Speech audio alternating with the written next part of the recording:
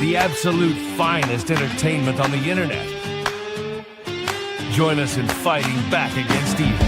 It's hotter than a blacktop in July, sweating like a sinner in a church, and I just wanna get out with my crew tonight and shoot at the lights. Got a couple 40s full of hops and fun, looking for a good time, gotta live it up. Leave behind the city, hop inside my truck. No, we don't give up. We're gonna paint the night red. Boot and holler till we're dead. We're down to turn up. We're up to get down. Saying, hey, y'all. Oh, the Planet Hank live show, the finest podcast in the state of Vermont and taking over the nation. I'm back. I'm so happy to be back doing this show with you guys. I love doing this show. Thursday nights, 8 p.m., the Planet Hank live show, and we rock out. We do the Brattleboro News recap. We play some of the best news videos, and we give a chance for people to pop in and discuss and ask questions and do whatever. But let me do one of the most important parts right now. Let's go ahead and set the mood. Let's go ahead and set the mood. Tonight's show is going to be no different than all of the other shows that we do, in that it's going to be awesome. It's going to be great. I've got Seth Viewer, who is the Club America run by Turning Point USA. He is a Spalding High School kid. He's 15 years old, and he has formed the very first club here in the state of Vermont. And he will be hosting a huge event coming in. Oh, wait a minute. Let's get this out of here. I don't actually want to listen to that song. Christ. That was awful, wasn't it? That was the worst. There we go. And so this event is February 20th. It's the very first Club America Turning Point event here in the state of Vermont, and it's going to be huge. It's up at the Barre Canadian Club, February 20th at 5 p.m. And I'm going to do one of the most important things here is I'm going to start to share this up. And I'm going to invite everybody to please help us. When you share, it sends a signal to the algorithm telling everybody in cyberspace that, hey, look, I think that other people would be interested in watching this. And it's highly effective for getting the message of freedom, America, the First Amendment, everything that we hold dear is going to be wrapped into this show somehow tonight, okay? And I really want you guys to be a part of that. And I know Seth really needs help. This kid is 15 years old. How courageous could you be to stand out against the status quo in a charged political climate across our state and across our nation that has unfolded into violence and drama and all kinds of fallout that is even just very simple relationships have been stressed or formed or lost. And so it's so important for us. The generations have already had our chance to leave our mark, to try to prop up the younger generations and let everybody, have the respect due and try to prop these kids up to do great. He says, the GOAT of Vermont. Share, share, share. I'm glad everybody's following in. And I'll say one last thing. We're streaming on several platforms: Facebook, YouTube, Twitch, and X, Elon Musk X. And we blow up over on X. It's very important for everybody to be a part of it. And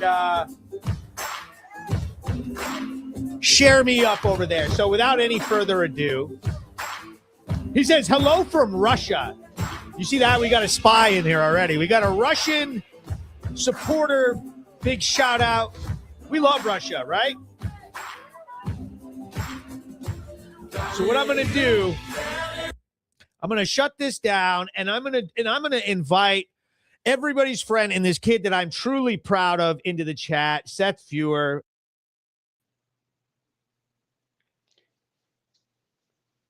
What's up? There we You go. good? Now I can. There we go. Yes. How are you, sir? I'm great. How are you doing? I'm great. Now, am I pronouncing your last name correctly? Yes, you are. Fewer. Yep. So now could you introduce yourself to everybody watching? The numbers are rising quickly, and there's a bunch of comments out there. Actually, let me throw these comments up on the screen so everybody can see each other. Now, could you just introduce yourself and introduce this amazing club at Spalding High School that you have set up and you're a big part of? Absolutely. So I am the president of the only Turning Point USA Club America chapter in the state of Vermont for the high school branch. I started it about last year, and it was a rocky start, to say the least. We started for our school, obviously, and after asking 9 different teachers and getting rejected by every single one, we moved over to what is called the Activism Hub, which operates outside of campus. But our mission is still the same. We still have all the same values. And yeah, we're looking to do great things here. Absolutely. So tell me what they wouldn't let you do this at the high school. Can you talk to me a little bit about that and how that made you feel? Like, you know? Absolutely. Well, typically when a Club America chapter is starting, they ask, maybe 1 or 2 teachers before getting accepted, but we had to go through 9, which is absolutely crazy to me. We even have some educators who openly post on their public profiles online about how much Turning Point is terrible. And we've really heard some terrible things from even teachers at our school, which is absolutely crazy to me. So yeah, we asked 9 different teachers, got rejected by every single one. And it really just goes to show what lack of appreciation they have, and they almost want the youth to fail, which it seems like. Yeah, I can see how, like, I can totally feel that as you're saying it, how frustrated you were. Like, I could feel the frustration in that comment where you're saying, it's like they want the students to fail, that they were getting on their social media and saying some trashy stuff, etc. And does it feel like, as a youth looking up at the older generation, like, how does it, to me,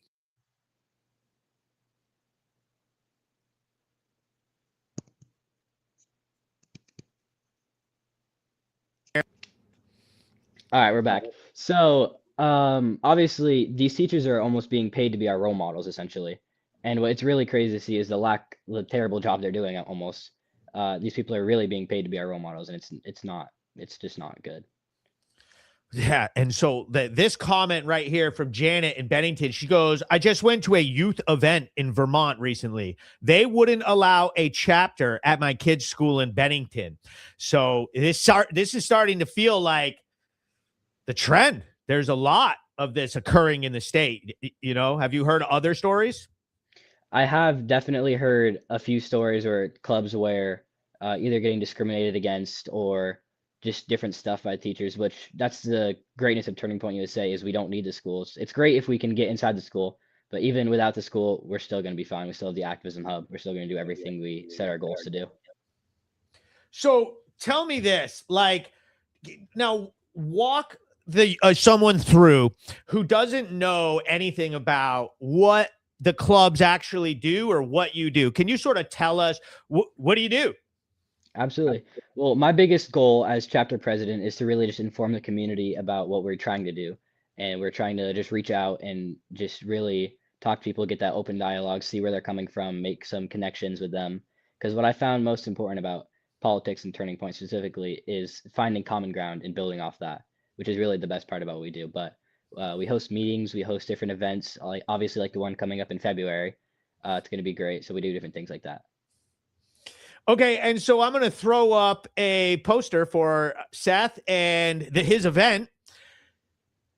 Here it is, first club event with the speakers, and wouldn't you know it, over there on the right side, you've got a very, very handsome speaker with a blue tie on. Look at that guy right there. We're going to be having Planet Hank speaking on behalf of this young man that I am so proud of for doing this, along with Paul Dame and Michael Booten. Now, Paul Dame is VTGOP chair, and Michael Booten is a representative out of Barre. And I think that that's a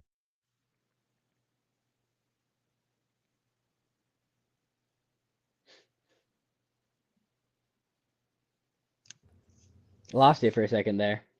yeah. Are there going to be some more speakers? We are looking to have other chapter leaders come and speak. Obviously, we have the field representative for Club America. Her name is Renee. She's going to be speaking there. Chapter vice president Javian, he'll be speaking. We got a lot of good people. And so one of the things about this that I really, when I think about you going to high school and basically putting yourself out there in this way, that I feel like in the state of Vermont is socially going to not be popular with the main group of people or even the teachers, like as we've already talked about. What are the kids like? Do the kids lash out? Do they look up to you? Do they hate you? What's it like at high school? We definitely, in the most honest way possible, they really just don't care about politics, which is really deeply concerning to me. I'm trying to inform them about them. Wow. A lot of like my friends, obviously, they look up to me, look up to what I'm doing. One of my best friends, JV, and he's the chapter vice president. And I'm really thankful for the people that we do have and all their support. So it's not a situation like, there's got to be at least some kids that freak out. There's got to be stuff going on. Yeah. There have been people, I have heard people make some rude comments behind my back or anything, but you can't really let that stuff bother you too much. It's beneath me, really. Yeah, you have to be able, have a little bit of thick skin. It makes me mad that you're having to face this cancel culture and names. What are some of the names? What are some of the things that they call you? One of the newer ones, this is my personal favorite. They started to call me High School Hitler, which is definitely a good one. Mm-hmm. High School Hitler. Yep. Get out of here, man. What about this?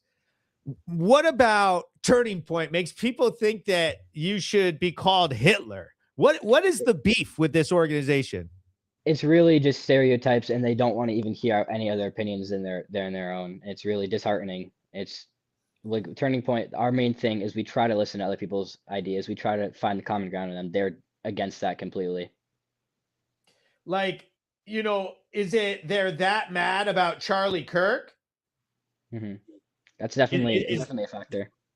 You think that you think that he had so many moments owning the libs and made all those videos and all of that, like that basically that's it. That's what the hate for the organization is over what he did. I think they also don't like the fact that we have such a big reach at this point now, and their Turning Point USA is very influential.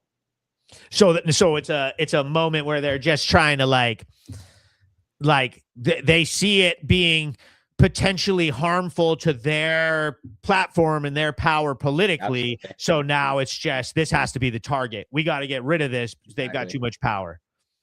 Yeah. That's a pretty good observation you just made right there. Because I was sort of assuming the other way is that it was like, well, we just hate this guy and his content so much. But, you're saying that it's the power, because those events are massive and it's very influential, Over 70,000 people in Arizona for his memorial, which I attended.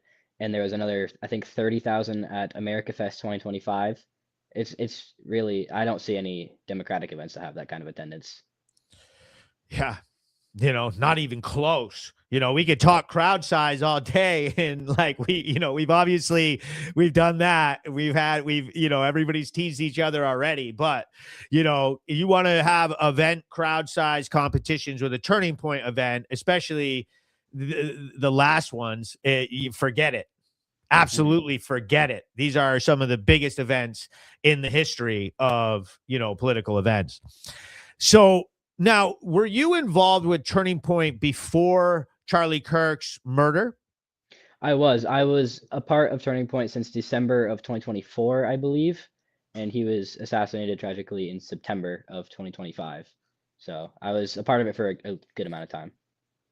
Right. And so when that happened and this went down, can you walk me through like where, like tell me where you were, like what you were doing and what you felt? Like what did it feel like for someone like you that your hero basically Mhm. got murdered in front of everybody? I don't even know if I've said this story yet publicly, but I just was getting home from school. It was like 3 o'clock or something. And I just get a call from my dad. He was driving and he just said, I just heard on the radio Charlie Kirk was shot in the neck. And at first I didn't know what to say. I was like, okay, that really can't be good at all. I know the neck is really not a good place, obviously.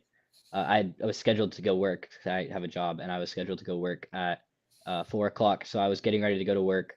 I called up my field representative. I was like, "Hey, is all this true? Is all this like real?" She was like, "Yeah, it's really not good, but we're just like pray for him, pray for their family." And it was really just crazy. So I was at work, and usually I have my phone on silent, but I guess I forgot to turn it on silent, and I was working, and I got a call from my field representative, and she said he just died, and I just, I don't usually cry, but I cried publicly at my job, and I had to leave because I just couldn't deal with that.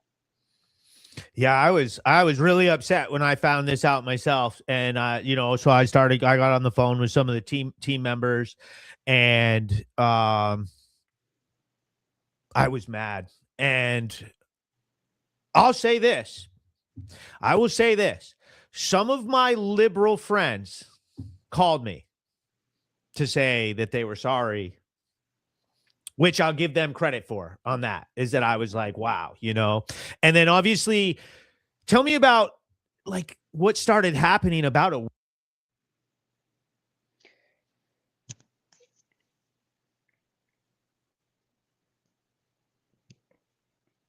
it was like the tides turned, Yeah, and then it turned angry. Then they started being really nasty about this whole thing. absolutely. Well, first day I took the next day off school, obviously, uh, just like a day to myself, and then I went back, and I did have a few teachers come up to me and like apologize because they knew what I was doing at the school, and I really do appreciate them for that.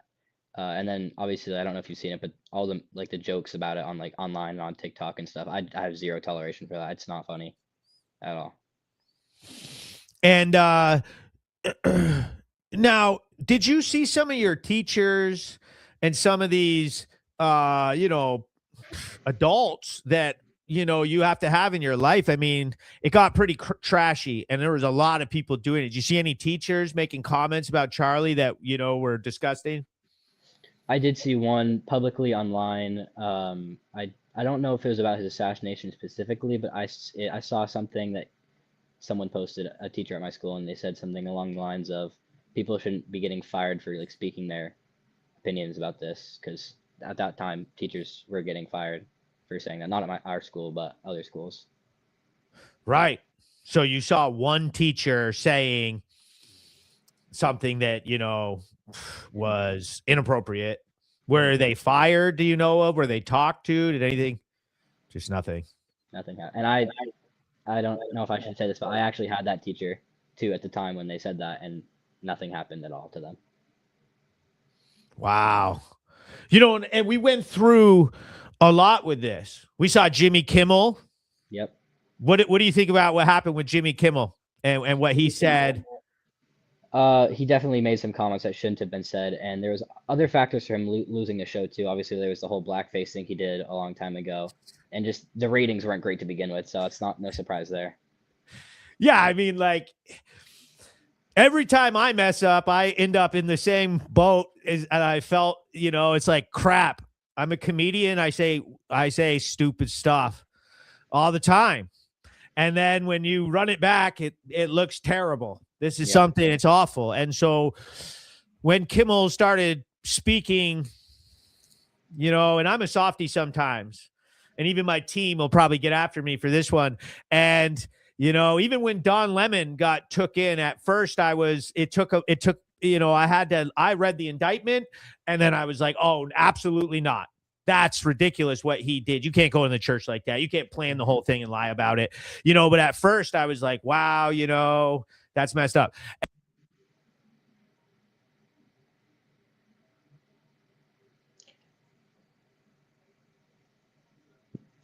south and everybody was going through a lot, Mhm. and it all landed on him. Yeah. And God. Yeah. You see, the thing about getting canceled for stuff like that, I'm not big in the whole cancel culture thing, but it gets to a point, you know what I'm saying? Like, it really, some things should stay in your head. That's all I gotta say. Yeah, and it's something that happens a lot, and both teams are guilty of it in some senses, and we need to forget about that. People say things, and we have to be able to turn the page and keep going, and keep dialogue going. If we get so dangerous with shutting people down, this could turn into a situation where people will start to be afraid to speak out at all. And to me, what I see with you here at this club that you've started, this is you not being afraid to speak up for what you believe in. Mm-hmm. What I have also seen, which is crazy to me, is some adults take it worse than teenagers do. I've seen that a lot too. I totally could see that. I totally agree with you. Is that these days the adults are the ones who are being very immature. Like even just like look at your demeanor. You're so calm, and I'm over here like yelling and moving around. Like it's just, and I'm 43 years old. Mm-hmm. Like my son is just like you. He's 20, and he's so calculated and smart and well-spoken. And I look back at him and I'm like, where'd you learn this? That's really the point. That's the importance of Turning Point USA, is because we empower the young people and we try to get them to do what's right in the world. I will never say that this younger generation is stupid or lazy or don't care, because that's not the truth at all. And what I have seen from my son is that he is smarter than me. He is better kept than me. He is more calculated and has way better tact than me. And he is going to shoot way past anything that I have ever achieved. And I look up to him for the way that he carries himself. And I see it with tons of young people. And I wish that this older generation that you hear these generational warfare stories from, I wish that they would jump on board with what I'm saying. If they just supported you and built you up, you guys are going to fix all the problems that we are complaining about in politics. You guys, I have 100% confidence in to do great things for our country, Mm-hmm. And just one example of like the adult thing, I don't know if you saw it, but we did a video at the No Kings protest, and there was There you go. Good? You're on. Good? There we go. Yep. All right. So there was, we did a video at the No Kings protest, and there was one gentleman who grabbed the microphone out of my hand and said, "F you, don't show this to anyone," when I just proved a simple fact. It was crazy. Yes. And, and how old was the guy who grabbed the mic? Ooh, probably mid 40s or 50s. Right. It's like, buddy, you're assaulting a 15-year-old kid over free speech. And all I said, because we were talking, and he said the Republican Party is the party of violence or something like that. And I said, well, recently it seemed that the Democratic Party has been the party of violence. And that was all it took. Right. Like, run back. I've done it at length on this show where I've read off every single politically violent event for the last 2 years. And it's mind-boggling how many, and we forget them so quick. And so, like maybe I'm just like right now, a little remembrance for all of the violence that we've had to endure over the last few years, boiling up in our politics with the last presidential election and going into election season. Even our town election cycles in our towns in Vermont are so toxic and just petty, arguing and attacking each other, and cancel culture. You can't get away from it, And I'm hoping and praying that we don't bring the violence into Vermont, I feel like a lot, We will be having security guards at our event, in case you're wondering. There it is. Yeah. So tell me about the event, Seth. Tell me all of that. Tell me, does it cost money? what people can bring, what they can't bring, what security is like, what parking is like for everybody? Well, it's at the Canadian Club, so there's the parking that's available there. It's going to It's be a a big free lot. event. Yep, it's going to be a free event. I wanted to ensure anyone who wanted to Nice. come can perfectly come. We're going to probably have a donation bin in case people want to make donations, totally optional. Security, we're going to have a few police officers there present, just because we've seen like That's some huge. things online. Yeah, obviously, don't bring any weapons. Don't do anything that will get you in trouble there. We're expecting protesters, but nothing we can't handle. Right. And how the facility is set up, the protesters, I feel like, I mean, it's not going to happen. It's going to take them a lot to drive there. It's hard to walk to that place. Like and so at most of my events, I'm just going to give you some confidence here. They have threatened this to me several times that they're going to show up, they're going to do stuff, even being as trashy as saying they're going to Charlie Kirk me, they're going to do all this stuff, God forbid. And we're always in the back of our mind. But what I have experienced is that face to face, off of the internet, there's a lot more common ground, and that someone just genuinely might want to be heard, and they might not be as mad as they might be while they're posting online, or may seem when someone writes a nasty comment, it's less personal than what, they come all the way out and then they're right in front of you, and, and it's easily identifiable. I just don't want you to have this anxiety that there's going to be a large crowd of people there to do anything to you or ruin your event. They are not going to do that. Well, my plan for if they do, I'm actually welcoming it a little bit. I'll go out there and have the conversations with them. Just be careful with that. Like, if they're going to do that, we don't even need to do that. It'll just keep you inside, and I know that I would pray that in Vermont, the people in this state and the culture and the traditions that we hold dear here, and how Vermonters are, regardless of politics, that this is not represented by some violent radical. We do get very passionate.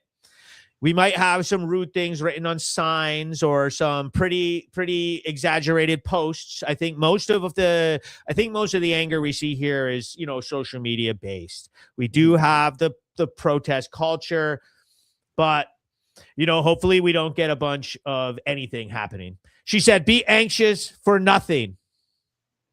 Perfect. Lauren Tiller writes, "What a well-spoken and respectful young man. Good on you, Seth." So I have something here that somebody wrote a very nice question for you, and I'm going to find this. Okay. Now, Ashley Bettis asks you, Seth, she says, "What advice would you give to a high school student who would like to try and start an organization within their school?" Well, the easiest part about it is how easy Turning Point makes it for the students. You just go to any one of their websites and there'll be a simple button that says get involved. You do it. You can have meetings at a church, at a house, if the school doesn't allow it, obviously. They'll send you a chapter handbook with all of like the steps to take if the school says yes or no. It's really, they make it as easy as they possibly can, which is I'm really thankful for. So some advice for the students would be to just do it. That's sort of what you're telling me. It's so easy. Just do it. Go to the website. There's nothing stopping you. Right. And be confident with this group, and within this pack of people in the state that we have all sort of been reaching out to each other, and we're growing and we're building this strong team. And with that, I'm proud to see that includes young people, because for a very long time, those in the center or on the right, I feel like there was very few young people who were interested in getting involved into politics, especially conservative politics at all. And so it's very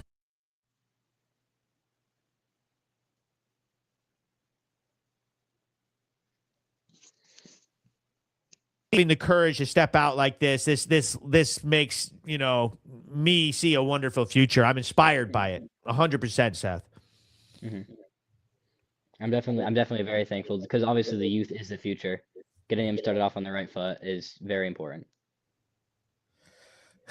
Okay, so we're gonna ask. Okay, we got. Oh man, this guy writes. Charlie Kirk got shot in the neck, but because he questioned Israel and no, okay. And Turning Point is a communist scam. What do you say to people like this? You know, Thanks for sharing your opinion. It'll be duly noted. That's all I gotta say. duly noted. I've seen this fracture with the party with this. America first or Israel, and do we allow them? And, you know, and I feel like it's very detrimental to the base. And, you know, I would categorize it under infighting. And I just don't see the value of it, really. You know, I understand the concept of America first, like let's reduce foreign wars. Let's stop wasting money, you know. But in that message, we can't lose Jewish Americans, you know, and foreign allies. And so I think that we could come up with a wiser way to go about that conversation, you know, than the podcast wars. Renee writes, the school can't turn you down. The federal government says so. It's true. It's true. Glad Renee's here. She's the best.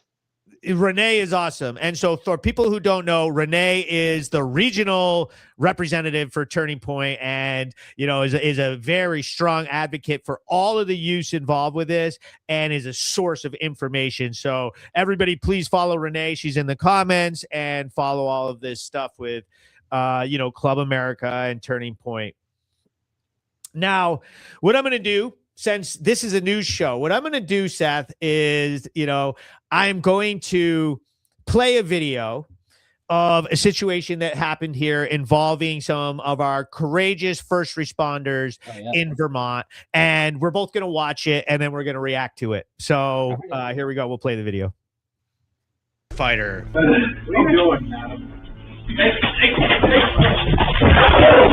I'm Hank with Brattleboro News and PlanetHank.com, bringing you the latest from our community. Brattleboro police responded to a medical emergency at the Covered Bridge Inn off Putney Road in North Brattleboro. While EMS was rendering care, the subject, Jacob Mattis, is seen on security footage attempting to choke a female firefighter. It sounded like it.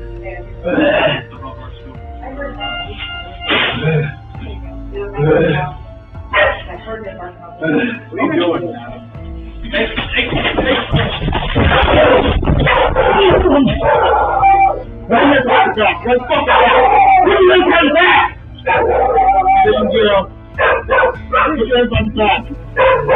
Officer Ethelwald of the Brattleboro Police Department was able to quickly tackle Mr. Mattis and put him into handcuffs and place him under arrest.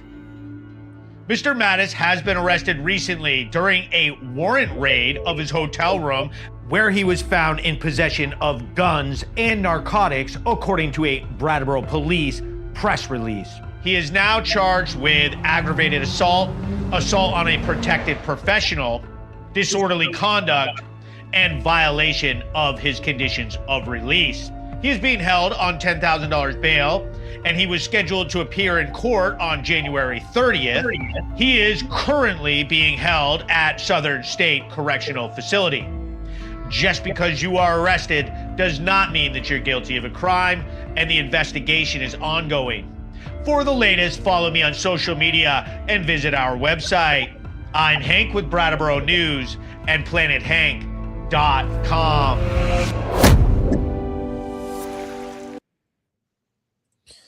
So, you know, and what's your first reaction? React to that.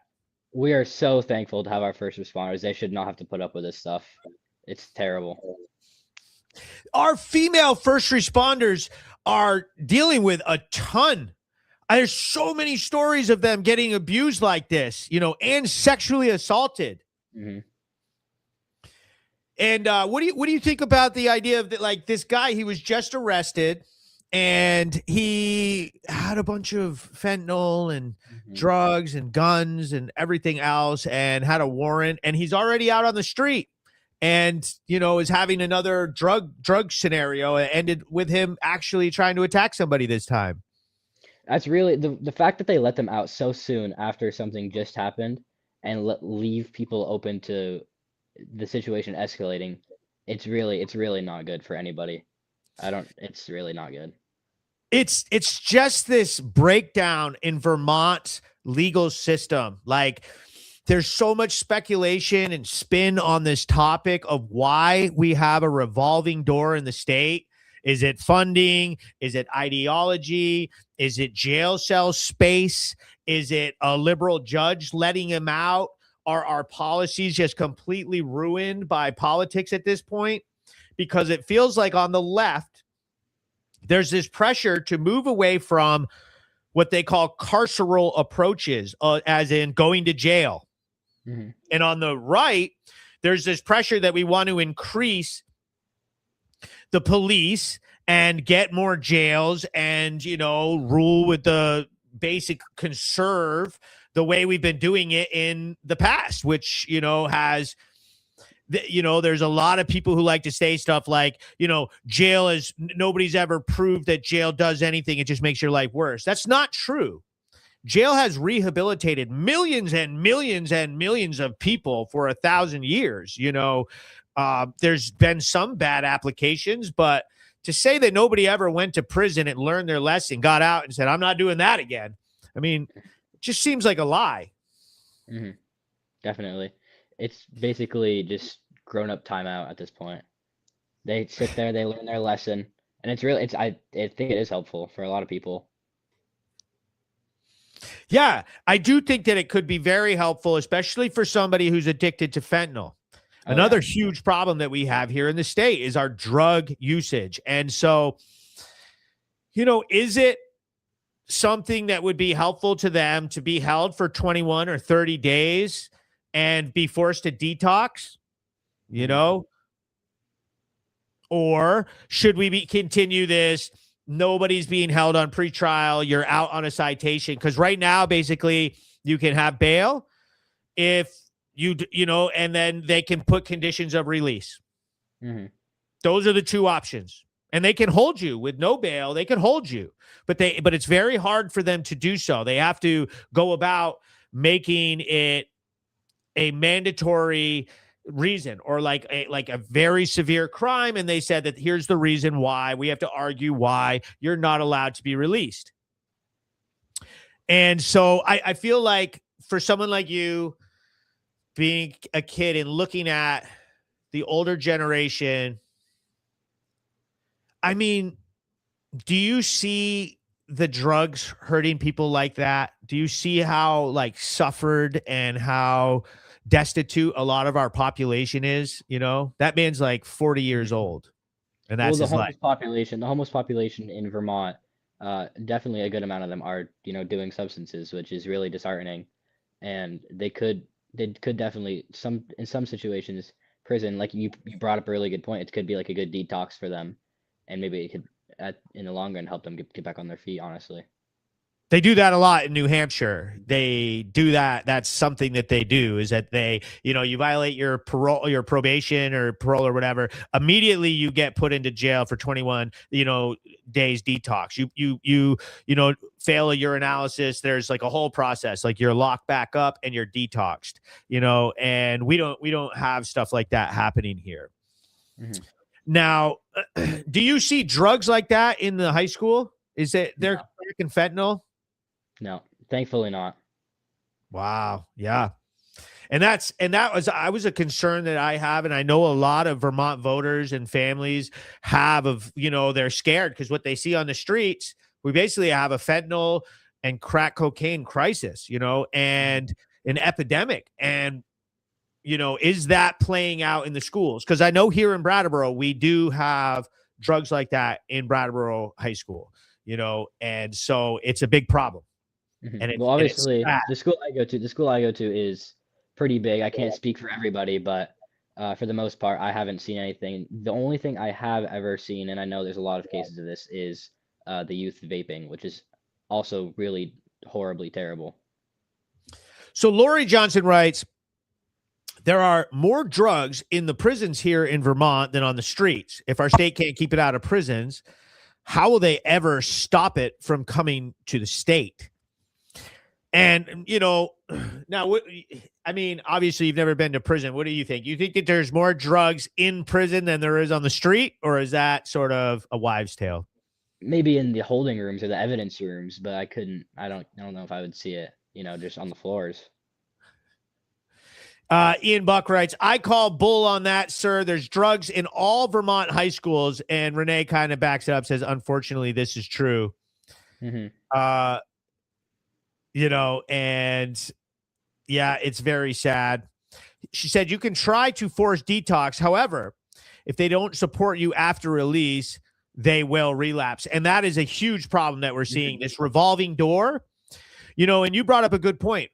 Our homeless population are addicted to drugs. And there's several people who question, where did they come from?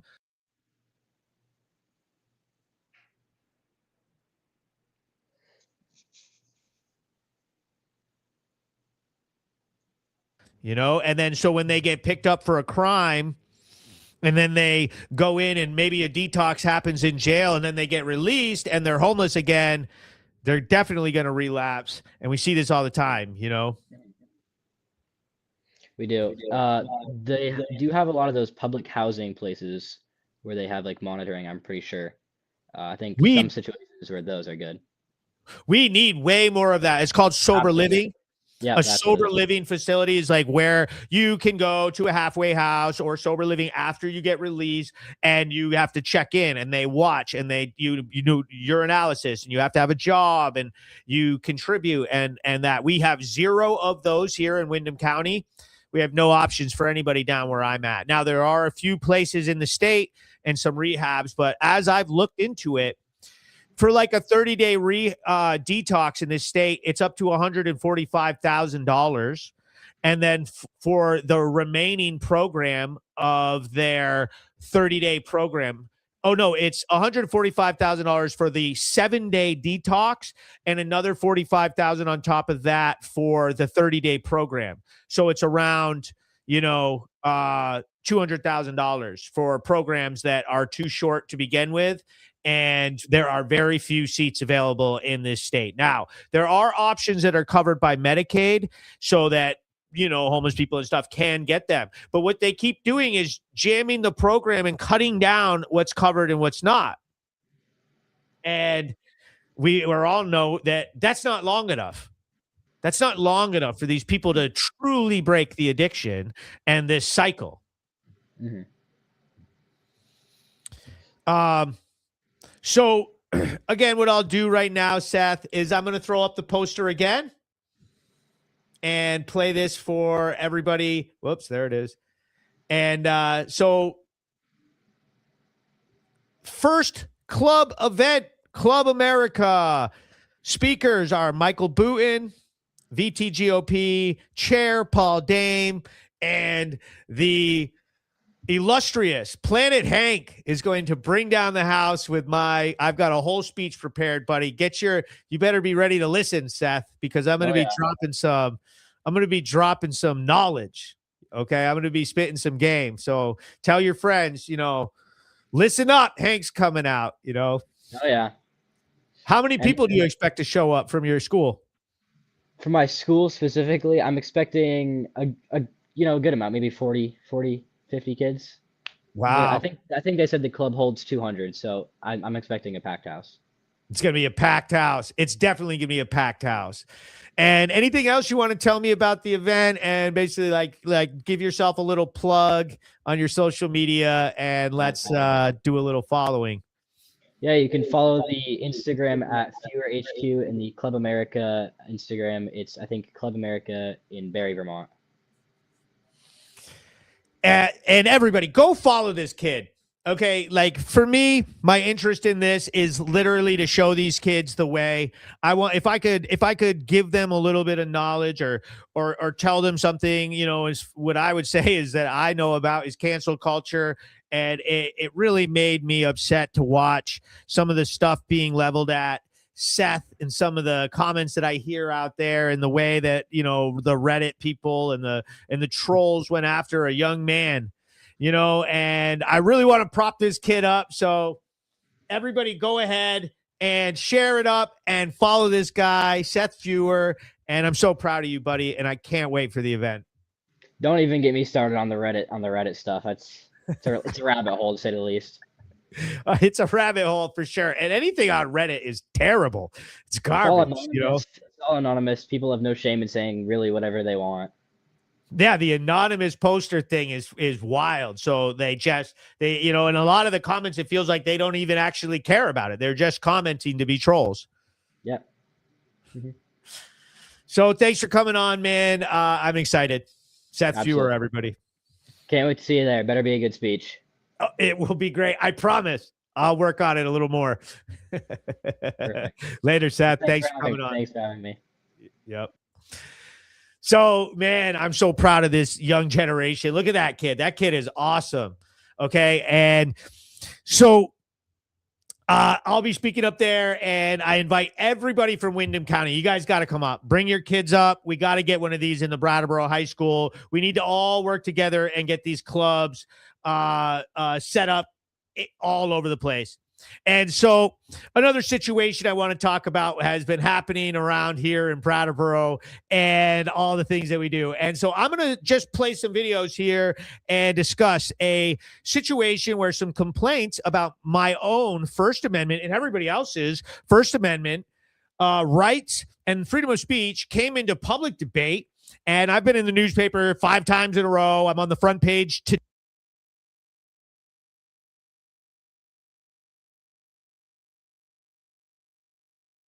Hello, I'm Hank. If you don't know, I run Brattleboro News, which we're all talking about right now. First up, I would like to offer a copy of the Constitution for anybody who would like a copy. Would anybody like a copy? Seems like we've got some people who quite possibly need to brush up. Thank you. Point of order. Thank you very much. Okay, so just be sure you direct your comments to the chair. Of course. Okay.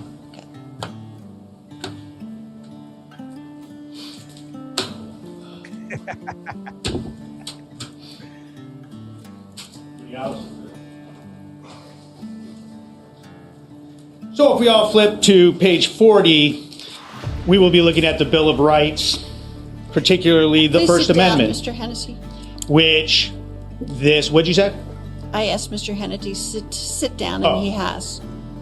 So during the First Amendment, it's the law respecting the establishment of religion, freedom of speech, freedom of the press, and the right of people to peacefully assemble.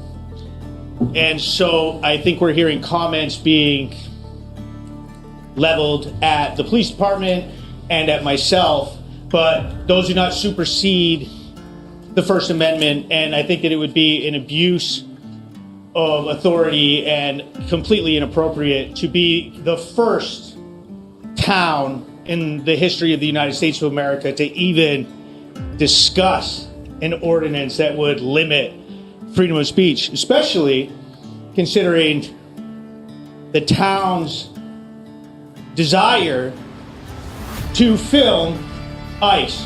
So what you're basically saying is that if ICE comes to Brattleboro, you don't want the right to be able to film them, that you get to limit who gets to be a journalist or who gets to observe police activities and arrests or incidents in the town of Brattleboro, because some people, including a bar owner whose business does negatively.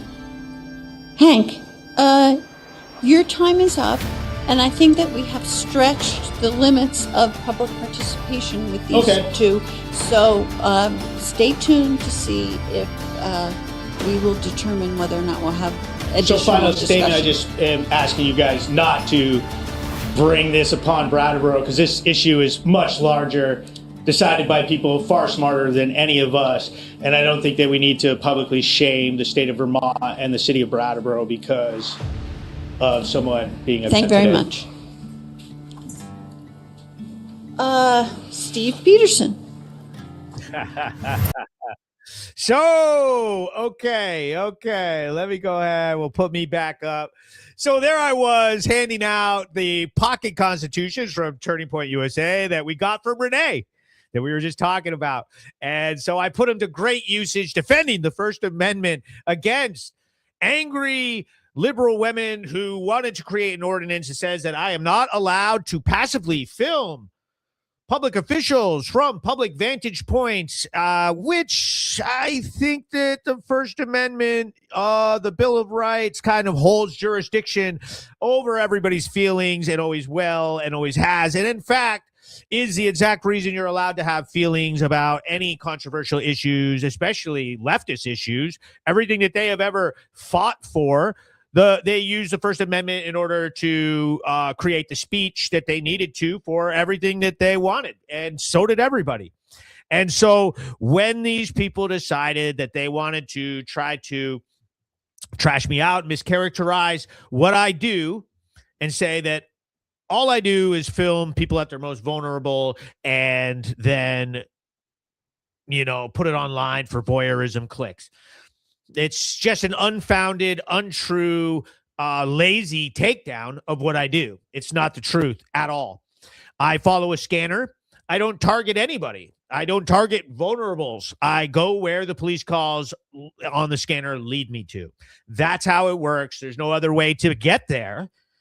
It's not like I just hang out under a bridge where homeless people are or wherever they are at the bus stop and just sit there waiting. And then when they get arrested after hours of waiting, I'm there. That's not how it works. I follow a scanner, and whatever crime is being committed, then I go to that. And sometimes that does include people that are in a vulnerable state.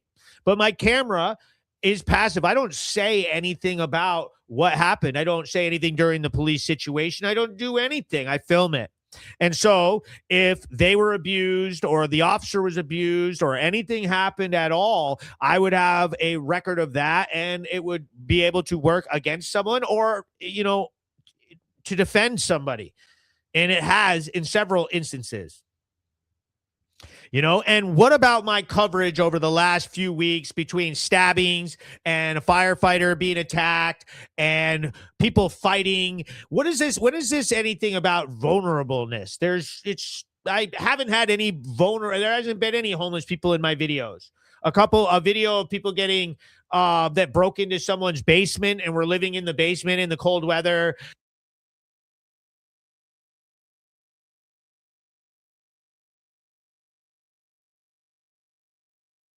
To them.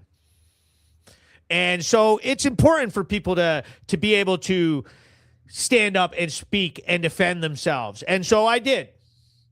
And I didn't always want to do that. I didn't want to.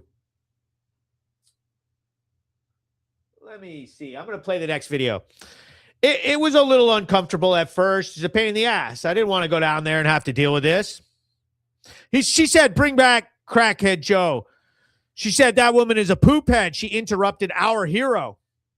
Thank you. Now, I'm going to play the clip from the select board. Now, what basically was happening there is that somebody made a formal complaint about me and was asking for an ordinance to be created, or for the topic of creating an ordinance to ban me to be added to a select board meeting so that we could discuss it further. So then the following week, this topic was added to the select board, and your boy basically had to go in there and again, for the second time, lay it down and defend the First Amendment against those who would like to infringe on your rights because they do not like what they are seeing when their city is filmed.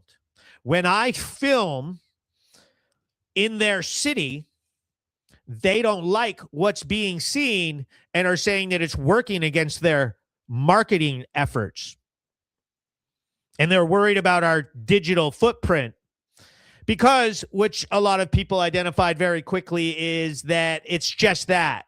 Their image of Brattleboro is just clever marketing, and that they would 100% try to attempt to censor and cover up the reality that so many of us have fallen victim to in this town. And so here I am when you get a win in this world, you got to hold it up. And so here I am on the front page of the Reformer again. And, you know, it's been a whole thing. They threw this posted sign at me, which would have been aggravated disorderly conduct if I was petty. A lot of people told me that I should press charges, you know. But here's my second comment, okay? And this one goes off too. I'm Hank. I run Brattleboro News, Planet Hank, which we're all discussing at immense length for some reason. As everybody is discussing the First Amendment rules over this select board, over this town, over this country. And so I'm going to read something here. I am Hank. I am known as Planet Hank, a citizen journalist and a videographer in Brattleboro. I am speaking in response to Ms. Barre's recent complaint, which contains numerous inaccuracies, misrepresentations, and false allegations about my conduct. This appears to be a personal attack aimed at restricting my First Amendment rights to film and report on public police activities. There is no evidence of harassment on my part, and her efforts to silence independent journalism are unwarranted and unconstitutional.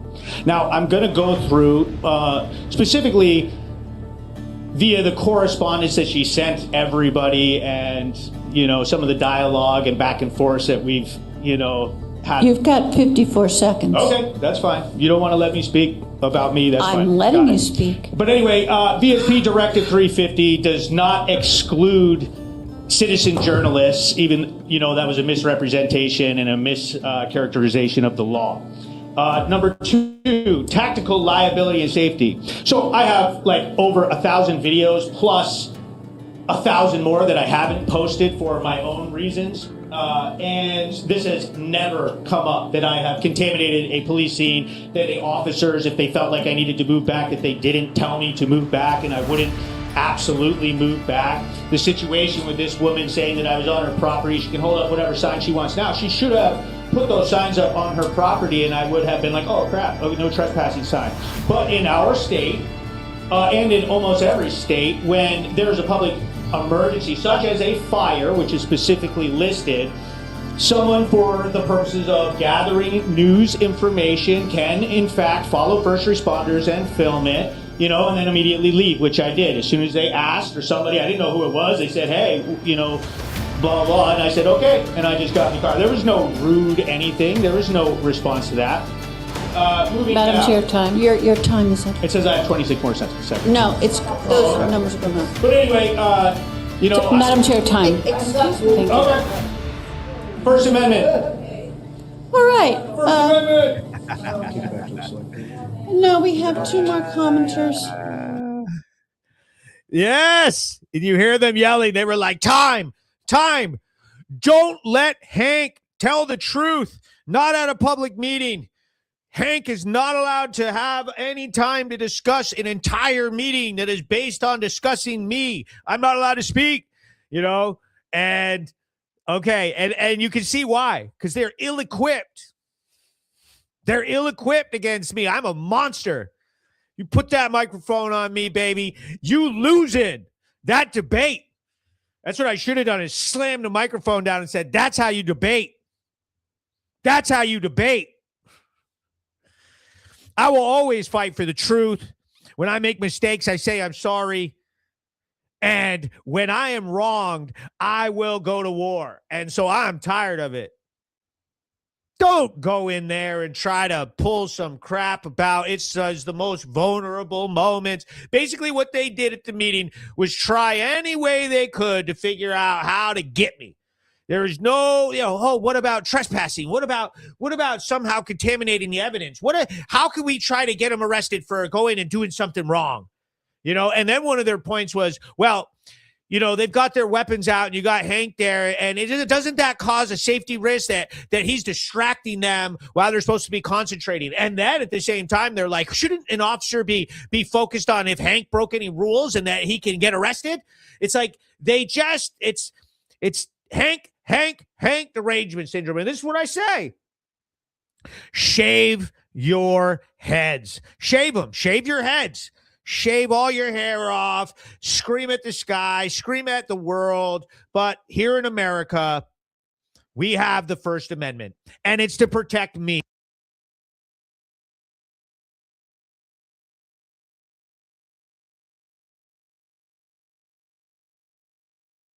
Public safety needs to be documented and shown so that we know what to be afraid of. We know what pitfalls are available, what dangers are in our communities, what we need to protect our children from, and what's going on. And somehow this convoluted anger towards me has now, took immaturely this approach, which I think embarrassed the entire town of Brattleboro. Tim Mulaney writes, keep doing you, brother. Absolutely. Ashley Bennett writes, how many businesses have closed? How many homes are for sale? No one ever talks about moving to Brattleboro or starting a business there. Brattleboro exposes itself every day. Don't have to be a journalist to see that. Just drive by through town and you'll see all its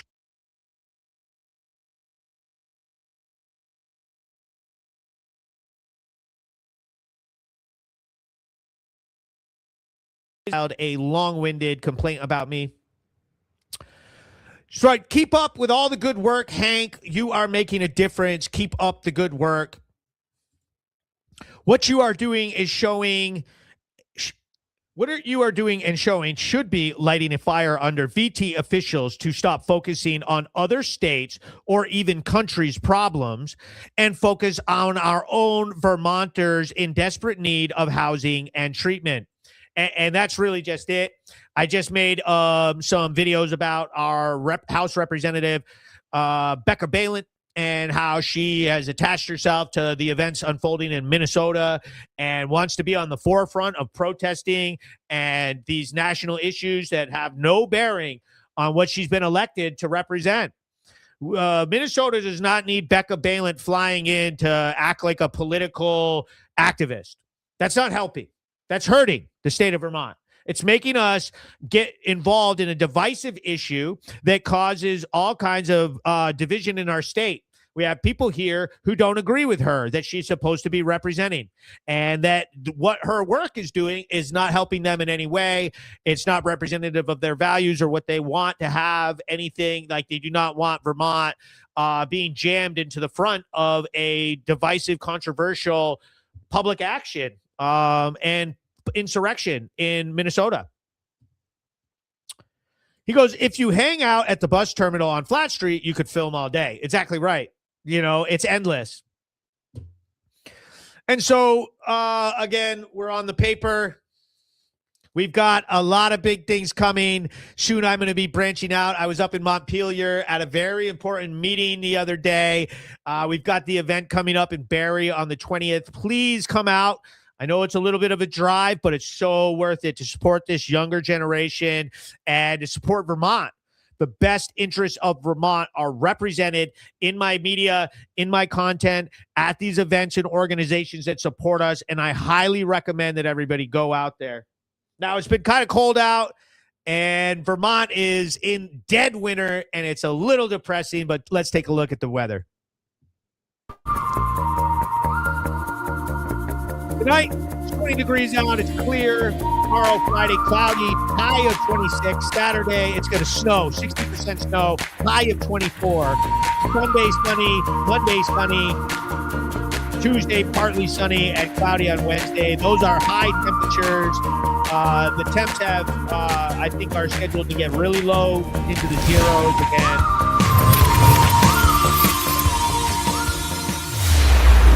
Brattleboro News Recap Show, the greatest show, the absolute finest entertainment. I love doing this show with you guys. And, I've got one more thing to do. Let me go ahead and play this because I know you guys.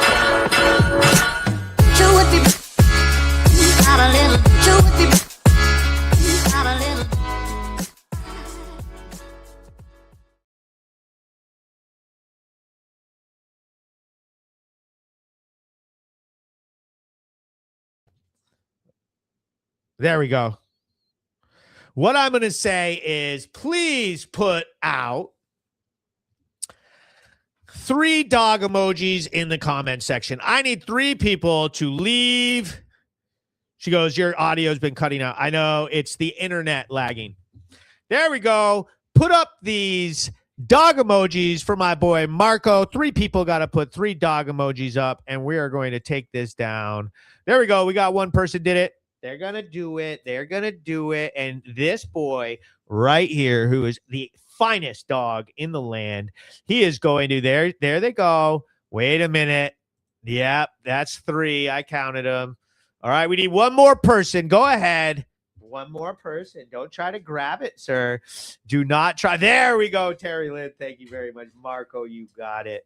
Thank you to everybody for always supporting me, always being the very best people in my life, my followers, my supporters, my friends. You are my little family of, I don't know what we'll call us.